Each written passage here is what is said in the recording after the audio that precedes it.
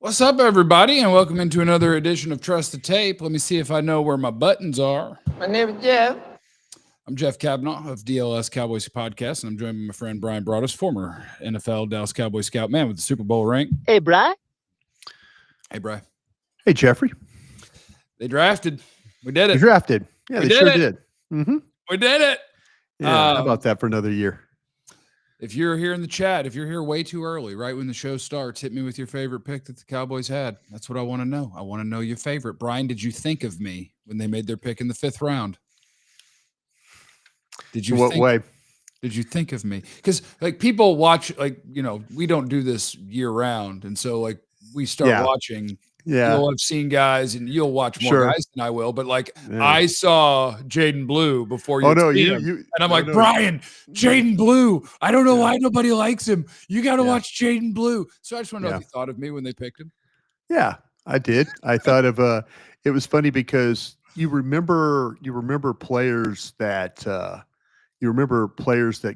guys talked about, or gals. I know I do some work with Aisha Morrison as well, but you know, you remember like, hey, the first time I heard this guy's name, you know, you were talking about Blue. So good. I really do like the fit there. The things that he could do, the explosiveness that he plays with, I'm sure these coaches will find a way to make him work for sure. We like zoom. We like zoom. Fast. Did you quick. know that running far and fast is good in football, especially if you have the ball while you're doing it? Just don't drop it. You know, if you don't drop it. Yeah, when your socks move faster than everybody else's socks, it's a good thing. Yeah. Favorite pick: Ezeiruaku, Revel, Booker, Blue, Ezeiruaku, Revel. Yours had to be Revel, right? Like you had him it's way funny. up there. Yeah, it's funny. I've been on a couple of platforms already before you and I've gotten together here on Monday. And one of the thing was, it was kind of different how they went the first 3 picks in reverse order. I had Revel as the 11th best player on my board, Ezeiruaku was 25 and Booker was 37. So they went in reverse order of how I would have done it. But I think when you get 3 players in the top 37, I mean, personally, selfishly, off my board, super happy about that.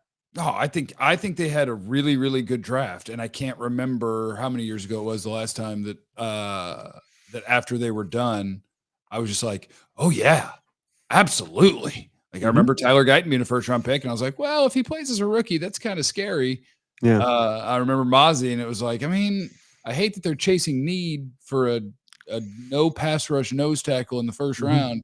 And in this one with Booker, technically I would have had Jalen Walker above him, but I was like, okay, best pure guard in the class. And one of the things that I was hopeful of is they didn't assume their offensive line was okay because they had a bunch of guys to go compete. And I'm glad that they went ahead and addressed that. And the 2nd and 3rd round, I mean, honestly, those felt like what the Ravens and the Eagles do. And I think they're the smart teams. You watch what's happened, you get to your pick, and you go, what about the best guy? Yeah. Let's take the best guy. Yeah. I was Saturday morning of the draft, we had a chance to interview Ross Winchie, who's the national scout for the Cowboys. Ross sees most all the players. And so when I asked Ross about that, I go, why does it seem like to me that we in the media were kind of talking about your needs the whole time? We were trying to push a wide receiver to you, and we were trying to push all these players. And I feel guilty for that too, by the way, Jeff, because we did talk about wide receiver a ton. And, but we also talked about the fact that there was going to be a gap between McMillan and Burden, and then also Abuka and, you know, all those guys. So they clearly had guys like Booker ahead. They had players in between. And I asked Ross that question. It said, we talked about needs and you just drafted your board. So it's exactly what we did. You know, they had guys in between. When McMillan went off the board, and I think this is what Jerry Jones was alluding to when he had the pre-draft press conference, when he said, our board's not complete. What they were trying to figure out was, if McMillan was gone, who were they going to have in between that next wide receiver? And those are where the discussions had, and they absolutely drafted their board. There's no question about it in my mind. Every time, a player came up, we now maybe the running backs kind of fell a little different. Maybe some of the receivers fell a little different for them, and they said, okay, next player, next player, next player. But they really did stick. They didn't say, they could have tried to force the issue with one of the receivers, maybe go up and get a guy or something like that. And they just didn't do that. They said, no, we're going to sit here and pick our board. We'll be just fine. Well, and I think that for the most part, like we do the draft and we have guys that we like, right? So because you watch all these guys, but I know that leads to me being more optimistic about some prospects than I probably should be. Like the draft you're always going to find guys. Every draft will have guys on day 3 that are successful NFL players. But when you talk about how many and what are the odds, it's very, very low. And so each individual pick, I think it's kind of crazy to have too much optimism for any individual day 3 guy. But I also think that running back is a spot where you have the best chance on day 3 to find a guy. And the fact that they took Jaydon Blue, who I think absolutely not only is like he going to make the team, like they already have the role in mind. They know how they want to use Jaydon Blue. Phil Mafah, who they took in the 7th round, I had not watched before the draft. I literally watched him this morning. And now I'm going to have some optimism that a 7th rounder could make the team and help the team. Like he looks like a pretty nice little hammer part of the backfield. And is that foolish that I'm watching a 7th rounder and going, yeah. He's got it. He can help. Yeah. It's not foolish. Me personally, this is the selfish side of me coming out again. I would have loved to have had Allen from Syracuse. Or somebody, you know what I'm saying? You know what I'm saying? If you would have paired in Mafah, you're absolutely right. I mean, he is you can watch games where it's hand him the ball, it's run over Florida State guy, it's run over this guy. You can watch him. Quite a few 1-yard touchdowns from him that I saw. Yeah. I mean, he could just, he's got that kind of ability. Is he going to be a breakaway? No. I mean, he had a couple 30-yard runs and stuff that he was able to finish, but he is not an elusive guy by any means, but he is a hammer. But I keep saying the selfish side of me wishes they would have picked the kid from Syracuse, Allen, to go along with Blue. That would have been a lot of fun. There were several. Martinez went in the 7th round. Dude, Martinez went in the 7th round. Crazy. I was hoping for Martinez at the Shemar James pick. Sure. And the James pick will be interesting to me just because the fact that I kind of felt like that the instincts lacked. Florida linebacker, 5th round pick. True junior, 20 years old. He's just a baby. The instincts were lacking a little bit, but what I felt like you could do was play him as a will linebacker. Yeah. And he's a really good pass rusher. And so, but if you put him in coverage and ask him to do some of those things, it's probably not his best thing right now. Yeah. But you could see that he could run. He's got some straight line speed to him. He's very active in the way he plays. But the coverage stuff is a little off. And then you'll see him lose the ball some too. But they'll find ways to work with that. But yeah, I mean, day 3 is always kind of a lot of fun. They call it the day of the scouts, and the scouts are always like, man, if we could have just got my guy, if we could, there's always kind of guys that you would like to have had in this draft. But I think overall, though, you talk about with the UCLA defensive tackle, Jay Toia, 7th round, 340 pounds. 342 pounds. And we always kind of talk about, hey, how do you play the run? How do you make people have to block you up front and stuff? And you can watch him play. You can watch him take on all kinds of blocks. He takes on double teams, triple teams, single block. He's a penetrator. He's not a great pass rusher, but he's 342 pounds. He's a hard guy to move. That's kind of where, you're looking at this draft right now. And like I say, they had those guys slotted where they had them slotted, and, good for them for grabbing them.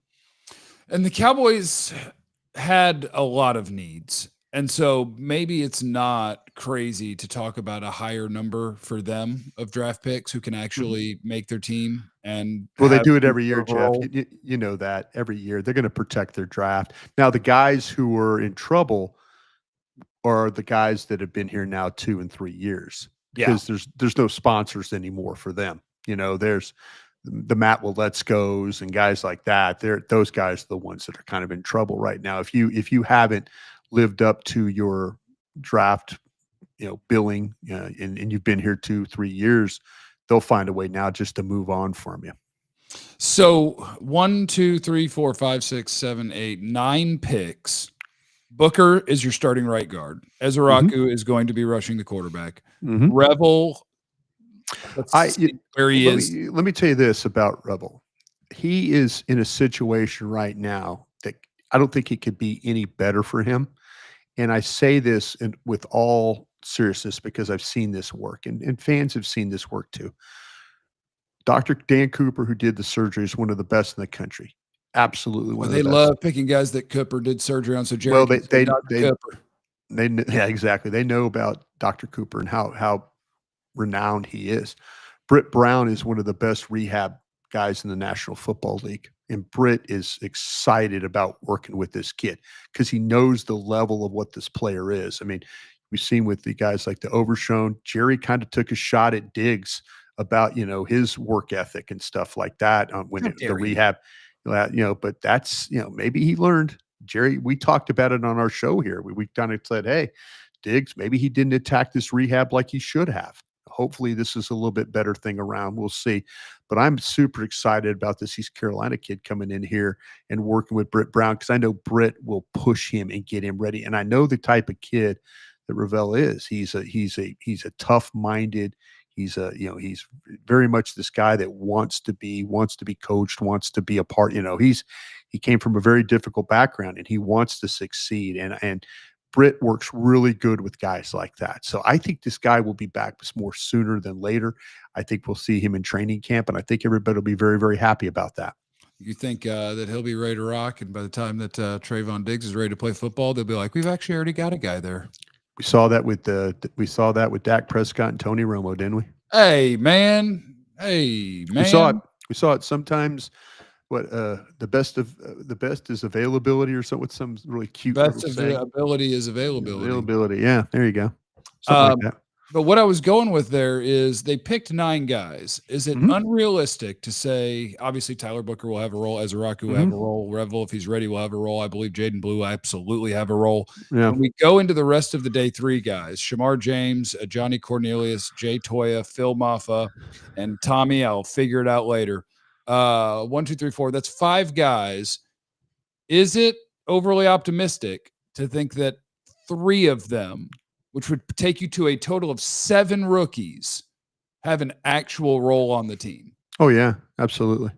Yeah, I think that's the thing that's the beauty of the draft, and Billy, they were able to help themselves in a couple of spots. It wasn't massive free agent gets, but they were able to kind of put some guys in place to supplement potentially with some of this with the draft. So it's not as you feel a little bit better about the situation. I feel like that the teams in the division got better too. The Giants, you look at what they were able to do, the Commanders, the Eagles, of course, Eagles had a lot of picks. I think in Eagles day 3 had some really, as my stack, they were picking off guys off my stack. I was like going, oh geez, here we go. But yeah, overall, I think Dallas would have to be very happy about the guys that they got. They're going to have to address we'll see how they address the wide receiver position. I know you and I have talked about this, that they were going to come out and tell us that they were happy with Mingo and they were happy with, it was just, you knew it was going to happen. And sure enough, they did. But there's some opportunity here. Could they still trade for, Jameson Williams from Detroit for a next year's pick?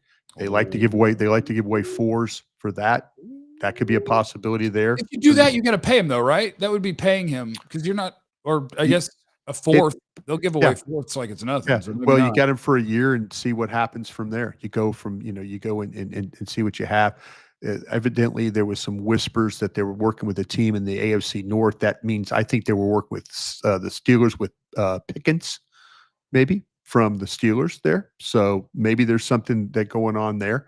We look with Keenan Allen could be a possibility after the draft. Could you sign Keenan Allen on a 1-year deal? Would you even consider bringing back Amari Cooper? There's some avenues they can address this. And they signed some kids. I haven't had a chance to see their complete list of Holden at Oregon, who I remember because I watched 2 of their receivers, and I was like, he's a full-size guy. Right. And then they got another kid from Texas Tech. Yeah. So we'll see. But there are ways to attack this. And it's not just, I don't think it's closed off. I think it's, so we'll see. Yeah, my gut is they're not going to just go with what they have. I don't No, think Jerry talks. I don't think Jerry talks that much about a position or the idea of trades or whatever if he's not going to actually do something. Yeah, yeah, But I agree. yeah. And it's also a matter of like what and how much, because I also don't think that there's a point to just bringing in a guy. Like I don't need another guy to see if he can take Ryan Flournoy's or whoever's roster spot. No, and that's second best guy. Yeah, that's what I need. Yeah, I think it got to a point in time in the draft for them. They were like, listen, and maybe they do have a plan. Maybe the things that Jerry talked about pre-draft were that he had some thoughts that, okay, we got, much like they had, and this is going to drive people nuts, but they had an idea. Drive me nuts. They had an idea that they were going to sign Zeke, and that's just, they had the position what they felt like kind of taken care of. So I'm kind of I don't think it's over for them by any means. I named off a bunch of wide receivers that I think could help you. I know people, they would drive them nuts to talk about Pickens, considering what he does with the Steelers, but a hell of a player when you talk about that. As long as you don't need your guy to be open, to be willing to throw the ball, George Pickens is great. He's just going to win while it's in the air. He is incredible winning in the air. He's just like, Dak, just trust me. He's like, you're not open, and he's like, it doesn't matter. He did that at Georgia too. Yeah, I mean, throw the ball down the field, and he was going to go win. I love bullies. Bullies in football is great. I hate bullies in real life. I like them on the football field. Dro knows who's better, Mingo or any wide receiver drafted in the 4th round. And that becomes the problem. If you weren't going to take them too early, you were going to really struggle. When we got to the 4th round, let me see if I have what round everybody went. Yeah, I had 2 guys that I was still interested in. Io Manor at Stanford and Jalen Royals at Utah State. Medical problems with our Io Manor from Stanford. Okay. That turned out to be medical problems. But yeah, that was like the end of the road. Who was your second guy, Jeff? I'm sorry. Jalen Royals was still available when the Cowboys. Royals. Yeah. I loved Royals. I had both those players. Like, I think I am a Manor. I had him like 42, and then Royals I had at 50 on my stack. And once I found out that the Stanford kid had medical issues, and I just lost all hope for that one. Royals was kind of a guy that I would have liked to have. I think Royals is going to be a really good player. The watching him play, super bad quarterback there at where he was playing, and I just said, man, this guy's going to get somewhere, and he's going to be a star.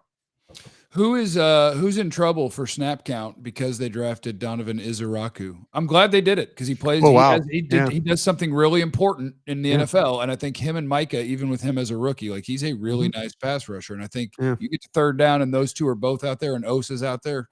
Teams are going to have problems, but Nealand, I guess Williams isn't even healthy, so he's probably taking his stuff. Well, yeah, Williams is the guy. Yeah, Williams is the one that's got to kind of prove that he was worth, there was all this going into last year. There was a lot of talk about him and being that edge rusher. I think Nealand had better find a way to be more than just a guy that could play the run. And I think he was getting better as a pass rusher until he got hurt, and then it kind of set him back. But everybody like Williams, Nealand, these guys that, again, I think Fowler, when you watch the Commanders tape last year, Fowler got better playing the run. So they're going to have some really good competition at that edge spot. But I think some of these guys that have been in the mix, say a Sam Williams who's been here, is got to clearly show that he is worthy of his spot. And I think Cowboy fans, you're going to love Ezeiruaku. He's one of those guys that is, not only does he probably have honestly too much in his tool bag as a rusher, like he does all sorts of crap, but it all works. Oh no, and he's annoying strong. Like at 240, whatever. Oh yeah. I'm not saying, like, if you run right at him, yes, you can move him in the run game. He's 240 whatever pounds, but like he has power packed in there too. Like he ain't no punk in the run game. He'll make plays. He'll get moved. It's kind of like Micah. Like Micah, yes, if you're running straight at him, he's not going to be a great run defender, but he finds ways to be the athlete he is and as strong as he is to not be useless when they're running the ball. No, absolutely. And the fact that, that Tim Lewis, the coordinator there at Boston College, moved him around quite a bit, had him standing up on the edge, sometimes put him inside, very similar to what we've seen with Micah Parsons. But man, this kid has got some explosive first step. He's got some bend to him. He can get underneath tackles. You'll see this when we get to training camp. And if they have the chance to work against the Rams and stuff, or maybe work against some of these Cowboys tackles, you will see an explosive first step and some dip is what you will see. Oh, I didn't think about that. Boy, we are going to get so hype on him in training camp when Oh, he's sure. going against Guyton and Steele. Oh, Oh, he's yeah. going to look like Yeah. he's going to have 46 sacks this year. It's going to be Yeah. incredible. Yeah. Black Venom, can y'all explain to me why Michael Williams would be drafted over Donovan Ezeiruaku? The production isn't close. Yeah, one of them is a really good pass rusher, and the other one's kind of a better. I think what happens with Michael Williams is, and I think we all gotten. This is the problem that I had trying to explain is I think that the Michael Williams struggles as a pass rusher. The way he plays is not flashy. It's not. He's a really steady player. When you put him on the move, he could get some pass rush, but he doesn't have that ability like we were talking with Ezeiruaku that's able to get up the field, dip, and then flatten real quick. You see him kind of get caught up in some of the stuff. He could be a little tall the way he plays, but I knew the 49ers were in that mode of it was him and Nolan. They were kind of talking about some guys like that pre-draft. But yeah, Ezeiruaku is, I mean, he is a bendy go get him. And Michael Williams is not a bendy guy, but he's more of a plays the run well and rushes the passer. And that's kind of why I feel like that he went before. The 49ers are trying to bank on the real upside here. Whereas Ezeiruaku, you watch him play. It's like watching, it's like watching Mike Green. Mike Green can rush the passer. The Ravens, if it wasn't for 2 domestic violence charges against him that he has had to kind of weather right now, Mike Green should have been picked before either one of those guys. But those are the things that happen. Yeah, I agree. I think that Michael Williams, like, first of all, he's good player, super young. Like he's a 3-year college learn. guy. Yeah. And when you have the guys that are kind of I just say the words full size, then NFL teams are going to look at that and be like, he's going to play 6'5", 260, he's 6'5", 260, whatever. Like he's going to play every down, and we see pass rush ability in there, as opposed to a guy who's more of a finished product as a pass rusher. But you're like, as a rookie, I don't think he's playing every down. Like, you'll rotate him in, but he's not going to be playing 50 snaps a week. He's going to be playing 25 when we get a chance to go get the quarterback, probably. And so I think it's just better of betting on upside of a guy that even if it doesn't work out great, you think, but he'll be functional when you get the bigger guys. Man, I'm just kind of noticing the chat, Jeff. There's folks that absolutely hate Mingo in this thing. I don't hate anybody. I'm sorry, sports hate. Right. But I don't mean hate, man. Yeah. If they're going to sell you the idea that that's going to be your number 2 wide receiver, I'm with the people who are looking at and going, based on what? Yeah. How you felt about him 3 years ago is your answer. What you thought he could do 3 years ago. And I hope he helps. I hope somebody helps and that you have the wide receivers on this team. But I think if that is their plan, I don't believe in their plan. Yeah, so I don't think they're done. I don't think they're done. And Mingo will be part of what we see in OTAs, mini camps, and then into training camp. I don't think they're done. I think they're looking for some other receivers. I think that the fact that they were willing to trade to try and go grab one, and what you're going to happen too is you're going to get some teams that are going to cut some wide receivers when we get down to the June 1 date. Could that be another avenue? But I think they're still working on this thing. Yeah. And I'm excited to see what they come up with. I think George Pickens would be fun. Oh, James Williams would be incredible in terms of fit and the player that he's becoming. And explosive kind of guy. And I know there's people in the chat, they're saying that he's probably not going anywhere. But the fact that there were whispers saying that you could offer a 3rd round pick for him was not just made up stuff. These were guys that I was talking to in the league were saying, yeah, I feel like that you can offer Detroit that and they would sure consider it. Call him up. Harrison's in the super chat. Big fan of you two fellas. Big fan of the draft show. Congrats to a successful weekend from East Texas. Let's go get some crawfish. Yeah, there you go. How were they yesterday, Jeff? I'm sorry I didn't get a chance. Were they? Did you get them done? I got them. I got it dialed in, Brian. You got dialed in. Good. I learned from a crawfish making son of a biscuit. We have to get you involved. Matt Pittman and I from Meat Church are going to get together and do some crawfish. So maybe we get you involved in that. Oh yeah, we'll have competition. I'll win that sucker. You know my secret? Pour in more seasoning, make it hotter. Yeah, make your nose run. That Matt, I taught Matt. He used the margarita mix technique where you blend everything, the garlic, the celery, and the onion. Oh yeah. To get the juice. He's going, man, why did I know about this sooner? Why didn't you tell me? So yeah, hey, love it, man. Love it. Ray wants to know, who are the running backs that make the roster? Do you have the stones to say that it's Mafah, Blue, and Javonte? I think that would be a pretty fair thing. And I think you have to throw in Hunter Lipke then there maybe as a guy. Hunter Lipke might, I like I said, the things with Deuce Vaughn and some others, I think that ship sailed on some of those cats. Nah, it's Deuce's time. Hopefully they'll prove me wrong. But that, I don't think that. I think they're looking at Williams and Blue and see how that plays out. Miles Sanders. I'd love to have had Rico Dowdle and Blue together. That would have been fun. Yeah, I mean, but if you didn't, you don't have to. Like Jerry went to a Black Friday sale and dove into the bargain bin out front before they opened the doors. Yeah. And it turns out you could have had a better player 2 days later for the same price. Same-ish. But we don't worry about that, Brian. We are onward. We're moving forward with a draft class. It's going to lead us with a draft class. It's going to lead us to multiple Super Bowls. That's where we are. Here we go. We're allowed to grade drafts because we watch the players. And if I look at where wait a minute. Can I tell you the story about the time that a director of player personnel told me I had the worst draft in the history of the National Football League in 1998? Oh, and he's right. You got lucky. You identified all of those guys wrong, but then they totally changed who they were and became better players. Yeah, I totally messed it up. But yeah. So anyway, yeah, we'll see.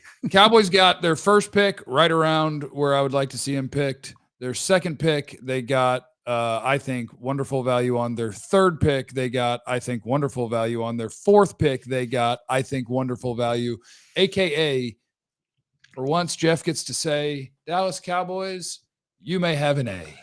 You did it. You did it. And Brian, you can just co-sign on that. You can just say, yeah, I agree. It's an A. I agree with Jeff. Always agree with Jeff. I think to me, let me say this. I'm interested, like I say, the selfish side of me wishes they would have got my other running back, but I'll learn about Mafah and I will figure it out. I've seen him. I'm interested. But man, I had a couple of guys, I could say, the whole thing with Martinez and Allen and those kinds of guys. And I got to remember exactly where those guys were taken before you or after you, that kind of thing. This goes to a Broaddusism here, Brian. Yeah, they still followed the vein of what we were looking for. That's what I'm going to say, Jeff. That's what I'm going to say. I'm going to give them an A+ for following their board. I'm going to give them an A for execution. I'm going to give them a B for the overall draft. How about that? Yeah, but keep in mind, they don't care what you think, Brian. They don't care. You can want LeQuint Jeff, all you want. Jeff, I'm just going to remind you that we have a camera and a microphone. That's what we do, right? That's what we got, baby. That's all we got. Okay, Brian, we did it. We drafted. We had a time. Yeah. Appreciate you today. Appreciate everybody that was a part of this. I'm going to say this as if we're never going to broadcast again. But the draft is over. We had a time. I know you put in a butt ton of work. You're a hero to the community. We love you. We thank you. The people do. I do. And we go onward. Not that we're done talking about these players. No, we got to keep talking. Well, thank you, Jeff. And I want to say this too. Thanks to everybody out there that followed along on the draft. Look forward to working with you a lot more here coming up soon. And then, but also thank you for being a part of the draft show and getting that, the history of the draft show, and to be, the draft show is what it is because of guys like yourself and Kevin Turner and Kent Garrison and, Ed Cahill, Dane Brugler. There's a lot of folks that put a lot of work in this. and the reason that we have the draft show are the efforts that you guys made. So I just want to say thank you on behalf of the draft show for being such a great alumni for that. Shout out to Vach for elevating it. Let's go. That a boy. Yeah, Vach, great job. Yeah. Wooly bully. I see you guys. All the draft show people are badass. All right. Thanks to everybody. Have yourself a day, by God. Remember, you have no idea what anybody's going through, so be cool to everybody, including the Cowboys, who did a good job drafting this time.